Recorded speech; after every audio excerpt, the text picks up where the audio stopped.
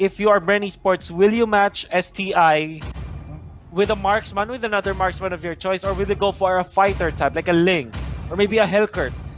Any other hero that has faster tempo compared to a Claude?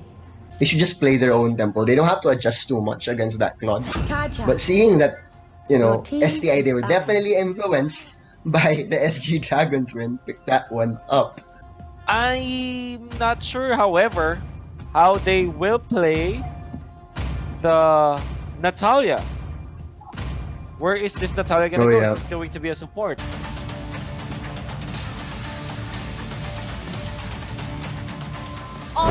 And we are back, ladies and gentlemen, for Game 1 STI versus BREN Esports. I'm Rockhard, and speaking very, very shortly, next after me will be the lovely Saya. How are you? Hi, Rockhart. Here I am, really intense. You know, I mean, I get it why the panelists had a lot of time, you know, really analyzing what happened, because in terms of drafting, Rockhart, everything is on point for both STI and BREN. If you're not gonna look at the teams, but looking here, if you were going to base the performances on the group standings, Rockhart, I think I'll be siding on BREN on this one, simply because they have the Natalia in play, as well as the Thoms and Atlas to compensate it up. Yeah, I think so. I think the Marksmen are gonna have a pretty fun time, especially Lembot on that Lord. Obviously gonna have all the time, all the support, all the shields in the world. He has speed up from that high loss, slows down the enemies, 2 amounts of shielding, anti-crowd control, like everything you could do to make a strong marksman. STI has. Problem is, that's the only thing that they did. And now, basically, BREN Esports, everyone wants to kill. We'll have to wait and see if the Lembot's going to be able to survive the onslaught. Yes, and looks like for the side of BREN, they are going to prioritize the bottom side right here. Then, you know, still sticking to the fundamentals, going for scales. Natalia here is going to roam anytime soon, but for the side of STI, they are going for a 3-man setup onto the middle side. And the same thing for BREN here onto the bottom. I like the priority in terms of the tower takes for the side of BREN. Yeah, tower takes will be very easy considering a majority of your enemies are supports. So not much options in terms of defensive capabilities. But of course, they will...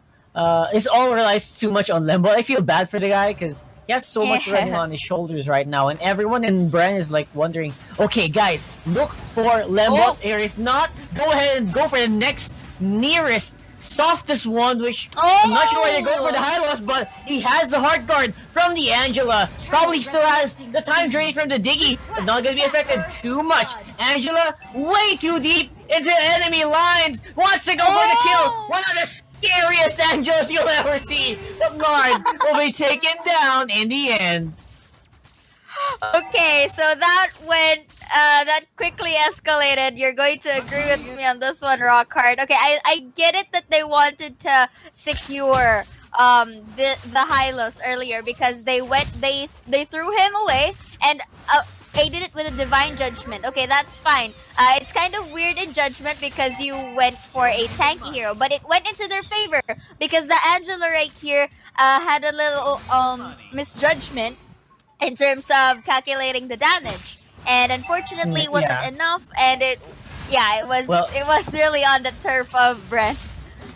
Yeah, well, to be fair though, I think at that point Lard was the heart guard disappeared in the middle of like 3 enemies. Yeah. So you were gonna die anyway, so might as well go try to take someone with you. I think that was what's going around Lard's mind in that regard. Yes. And right now there's gonna be a bit of a pickle here. Oh my god.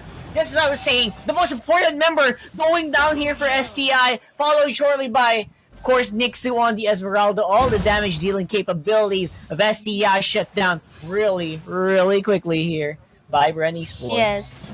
You have to take into consideration, Rockhart, that you mentioned that the majority of the lineup of STI is more on supports. So it doesn't really compensate the whole kit that the Claude is giving. And it's kind of like a mashup, because with all the supports that you have, okay, sure, but take note, you only have one core damager right here, which is the Claude. So you haven't to take into consideration that with the supports you have to complement it too with the damage output that your team brings. Yeah, I mean, I think they were expecting more damage output from Nixu, right? Maybe they were expecting Nixu to do a lot better here, but right now 0-1 and 0 on the SB cannot actually walk outside of the map. It's becoming a really, really big problem.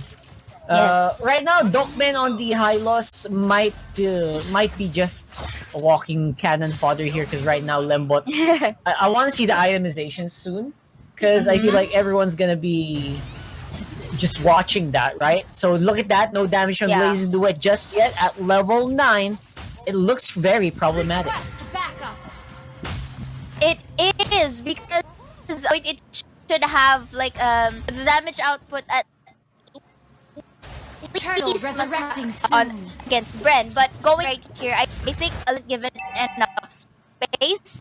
And the fact during the early minute of the game, you also have to consider that, because for the side of BREN, they were the ones given space. They were the ones who were given that amount of XP and gold to really, utilize the current map control that they have right now. Because take note, they've already teared down the first tier turrets, and secondly, they have the second tier top tower to actually destroyed as well. So the thing is, this is a bit. It applies more pressure as a Divine Judgment will be used. Time's Journey to debuff, but unfortunately, this wastes a lot of resources for the side of STI. Nixu, I think that was close to like 10 HP. Just one more hit. Big Heart Guard just in time. Again, he's still safe, but everyone is just scrambling for resources right now. And BREN, they're like shark in the water here, going for a big kill. Gonna be negated there. A dive from the Atlas, removed by Time Journey. Looking alive here, STI still has Lemon in the middle. He is half HP, but no damage to be found. Dokmen, he's all alone. He's tanking the damage. No one is about there to help. Now, question is, how's the items here, Lembot? How you doing? And right now, Rebo, he can take you out really quickly. He's 3-0 and 0 on the Natalia that has Execute. You gotta be careful. And speaking of another pickoff, that is one for the bag. Natalia is just, swiftly roaming around and gets a potential kill for himself. And Carl TZ, as much as he's not really, getting the ones who's getting the kills, the fact that he's scaling, the fact that he's utilizing the economy that he has, also in a good position every time there are skirmishes fights. It's just plain discipline. It's just plain patience. Yeah. And that's a SEA Games gold medalist walked right there, and no doubt one of the best players in that tournament. So far so good here for BREN Esports. We just need to keep it up. They have an 8,000 gold lead ahead of STI, who are looking very problematic here, and again starting to really crumble the pressure. What is going to be the battle plan here for STI? If I was shot calling the team for STI right now, what would I be shouting on the comms here? Looking at the items, that's going to be one at least. You got Demon Hunter Sword locked in. No Endless Battle just yet. I would have probably liked Golden Staff better, but of course he does need the raw damage as well. But you have to weigh it in between Golden Staff and Endless Battle, I guess. At the same time, you're also looking at a pretty solid Kaja already with Necklace of Durans and Horse Fleeting Time. That's going to be only Divine Judgment. Divine Judgment for days. Big problem. And again, Diggy isn't as good as dealing with the Suppress as he used to. Yes, indeed. Because Diggy is good when the early game comes, but come the mid to late game, you are starting to see the dwindled effects of the efficiency when a Diggy is into play. So the thing is and that's the problem. The moment that he uses, and speaking of that time judgment, that is just on point for the side of Kaja right here, and just looking how all the HPs dwindle and the positioning for the side of BREN Esports right here, dispersing the members of STI. It's just a perfect plan for them, because the thing is, the moment that they disperse or scatter the members of STI, it works well for them, because they won't even have the chance for that potential comeback. And here we are seeing the effects of it right now. And I guess this is one off the hooks for the side of BREN Esports, really finishing off game number 1 here. Yeah, no contest whatsoever. Game 1 going over to BREN Esports. I gotta say, that was a massacre if I've ever seen one myself, with so many things going wrong at the same time. And this was discussed earlier as well.